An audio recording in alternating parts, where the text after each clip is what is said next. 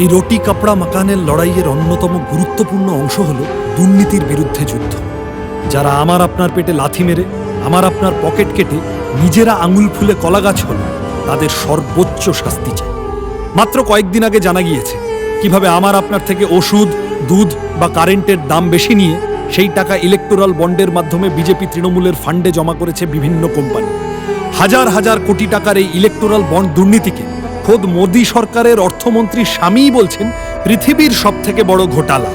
আমার party CPIM একমাত্র রাজনৈতিক দল যারা ইলেকটোরাল বন্ডে বেনামে বেআইনি পথে বড়লোকদের থেকে এক পয়সা চাঁদা নেয়নি, বরং প্রথম থেকে লড়াই করেছে এই দুর্নীতির বিরুদ্ধে। আমাদের নেতা সীতারাম ইয়েচুরি বলেছেন, ইলেকটোরাল বন্ড সির্ফ ঝাঁকি হ্যায়, পিএম কেয়ার্স আভি বাকি হ্যায়।